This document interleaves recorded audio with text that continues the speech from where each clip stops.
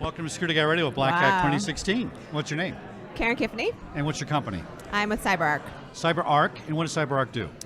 We focus on securing privileged accounts. They're really the keys to the IT kingdom. Privileged accounts, define that for me.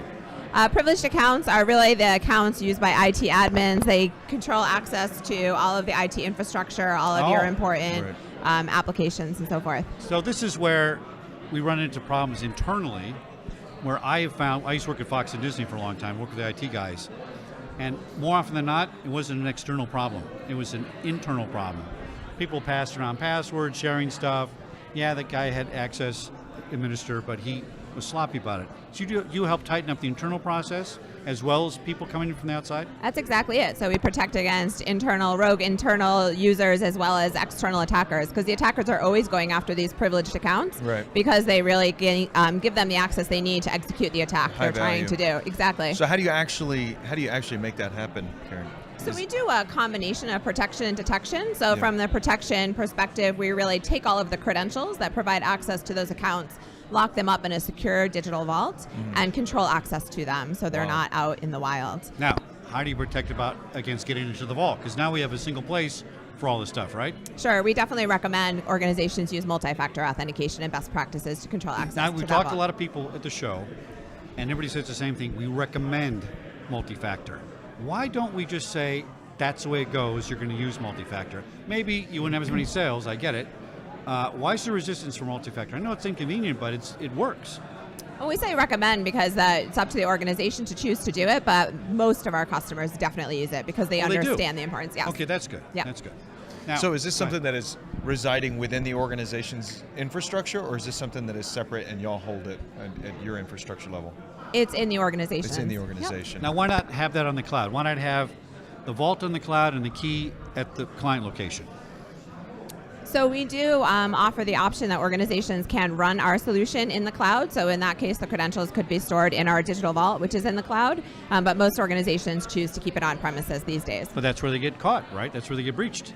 They left the key in the drawer next to in Target, left the key and somebody found it. Went, oh, how did that happen? I don't know. Well, that's where our solution comes in. Our digital vault is specifically designed with security. Right. Exactly. And from a technical perspective, how's it really working? How does your solution work for the clients? So as I said, we take the credentials, we lock them up in the secure digital vault, and then the user just logs into that digital vault, sees the accounts that they have access to, retrieves the credential for the period of time, and then once it's done, we can rotate that key. So in most cases, the user never actually knows what their credential is. So it's very secure from that user so really knowing. You're basically putting a wall up between the correct defined users and their capability of getting access, and then you're changing access to that every time they use it. Yes, and we're also able to monitor that session, record it so we can follow up. And then we have detection capabilities because you always want to do that combination. Protect everything you can, but then have a real continuous monitoring approach to it. So we have analytics that understand what normal behavior looks like and then alerts if anything unusual is happening. Yeah, we're hearing a lot about this human behavior, right? And it seems like as they're developing all these things, the programmers kind of forgot about human behavior. Now they're saying, you know what? Maybe we got to monitor and do some analytics on a pattern of how this guy works. And every Wednesday at 2 o'clock, this one guy opens up the vault, but he's not at work on Wednesday. So maybe that's a problem, right? And we seem to have missed that. But now that we're putting this in, are we catching more people doing things? Is it working? Yes, it's definitely working. We just send an alert to the security operations team and they can follow up and determine if it was authorized use or unauthorized use and do follow up on those incidents. So does your company develop those patterns, or is that based on all of the data that you look at from the consumer, from the company? So our solution actually understands the baseline for each customer individually. Okay. So you put the solution in, it spends some time learning what's normal for that organization, and then starts alerting on the unusual behavior. Now, if I'm the end user, can I say, hey, Karen, I need you to write a behavior pattern for me that'll tell me this, and can we customize it? Because maybe all I care about in my organization is one guy. Literally, maybe, right? Yeah. Can we do something that finite? Right now, we don't customize the solution. Really, one of the benefits is that we have created these algorithms that know what to look for. So it's our expertise that our CyberArk Labs team has worked on to understand what to look for, and customers really benefit from those that intelligence built into the solution for what to look for. How big a company can use this and how small a company? A big obviously makes sense. Enterprise has all kinds of things, but can a small company with 5 employees, but their accountants who have sensitive data use this kind of thing? We definitely focus on the very large enterprise right Okay. now, and we go down to medium-sized enterprise, and smaller companies are an area for us to grow into. Are you seeing that? I mean, is that even something that most companies like yours? I mean, small companies are even the most at risk from a relativity Well, perspective. and they're the majority of all businesses. Right. Yeah. So relatively, it's not yeah, big corporations that make up most of the employees. It's the small ones. Right. So do you see that same trend? Or is it just the enterprise level solutions that are really getting used out No, there? it's definitely a trend in all security solutions where we always start with the large organization, very often in financial institutions. That's where Sure. CyberArk started. And then you expand to all industries. Today we sell to every industry possible. Right. It's really interesting to see. You know what? You got to our start sales. high because that's where the money is. Well, I mean, obviously, No, you I'm got to serious. make a I mean, business it's all out of about it. business, Well, right? it's about high value I never targets, thought right? about it So that way, but it really. financial first. Right. But what we're seeing from everybody that we talk to at Black Hat is that there's a continual need and a growing need for cybersecurity at the lowest levels, but access to good cybersecurity, especially financially, it's just not feasible yet. Yeah. So some companies just can't make that jump, it sounds like. But this seems like as long as the company knows how to use it and it has existing controls in place, this is just one more layer that they add on top of it, right? Absolutely. So back in the day, and my experience is limited to a Fortune 50 companies, right? And pretty big players, like Disney had 135,000 employees. And we had a pretty robust IT department. And it seemed to me back then, and at Fox I was there in the 90s, that internally we handled all this stuff internally.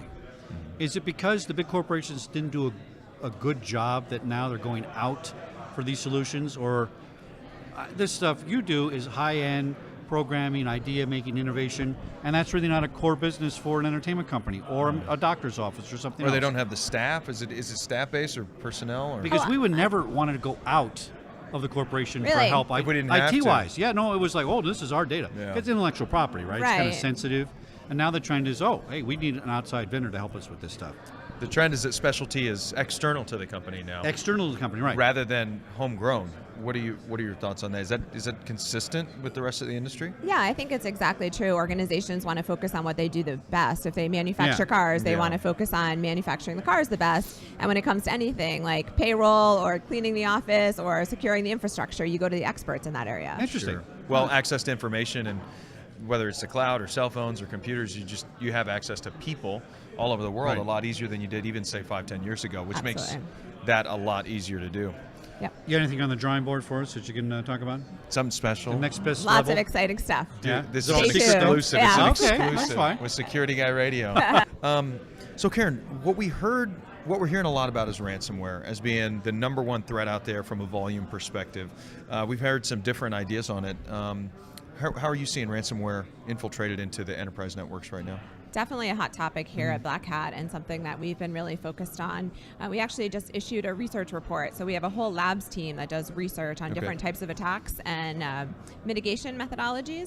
And we took an interesting approach to this. We tested 23,000 strains of ransomware because we Wow. all know that they're That's a lot. polymorphic, so they're changing all the time. Right. And that's one of the tricky things. Antivirus vendors have a really tough time detecting them because it's always a new strain that's being put into the organization. Sure. So we tested different mitigation technologies, and the interesting finding was that a combination of privileged or least privilege or privilege management and application control protected organizations 100% of the time from So those who's 23,000 Wow. strains. It's Wow. very interesting Did you research. publish this at Black Hat? We did. We just published the report this week. Are we the second person to hear it? You are. We're a mini, Wow. another A mini exclusive. Things are secondary happening. Breaking news. Breaking secondary news. breaking news.